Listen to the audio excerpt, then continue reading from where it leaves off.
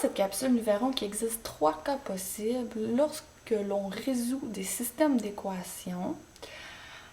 Alors, il y a la première possibilité, et généralement c'est souvent celle qu'on rencontre, c'est celle où les deux droites ont une seule solution. Exemple, avec y1 est égal à 5x plus 2, et y2 est égal à moins 2x plus 4. Je les résous par comparaison, je trouve un couple solution. Donc ça veut dire que les deux droites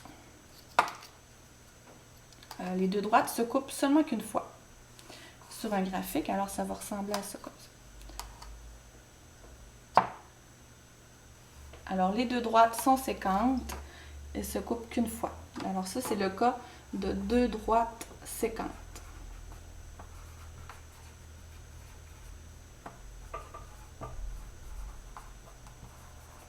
Donc, les droites se coupent une seule fois, il y a un seul couple solution. Il peut y avoir aussi la deuxième possibilité où il n'y ait aucune solution. Exemple, changer de crayon. Y1 est égal à 3x plus 2. Y2 est égal à 3x moins 2. Alors ça, c'est le cas où les deux droites sont parallèles. Parallèles, ça veut dire qu'elles ne se toucheront jamais. Comme ceci. Je les trace approximativement. Alors, les deux droites, y1 et y2, dans le plan cartésien, ne se touchent jamais. Alors ça, si on arrive pour résoudre ceci, alors ça va faire 3x plus 2 est égal, par comparaison, est égal à 3x moins 2. Moins 3x, j'arrive avec 0x est égal à moins 4. 0x ne peut pas donner moins 4, donc ça c'est impossible. Il n'y a aucun couple solution pour ces deux équations-là. Alors dans les équations, on peut les repérer facilement. Alors le taux de variation, le m, parce qu'il ne faut pas oublier que ça représente l'équation d'une droite, mx plus b. Alors, vous voyez que le m est pareil. Puis la valeur initiale est différente. Donc, ça veut dire qu'ils se partent à différents points sur l'axe des y. Donc, on n'est pas obligé de la résoudre pour s'en rendre compte, juste en observant les deux équations. Lorsque le taux de variation est identique, ça veut dire que les droites ne se toucheront jamais.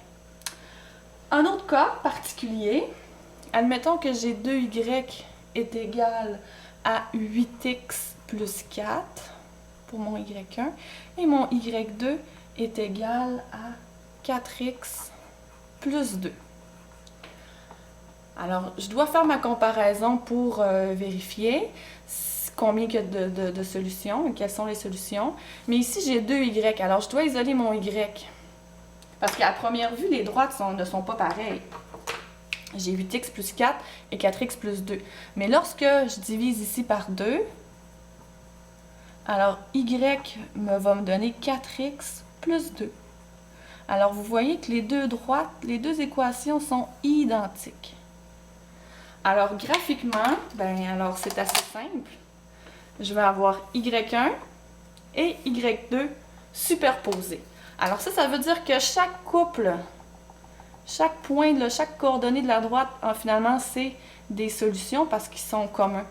Alors, ça veut dire qu'il y a une infinité de solutions ici.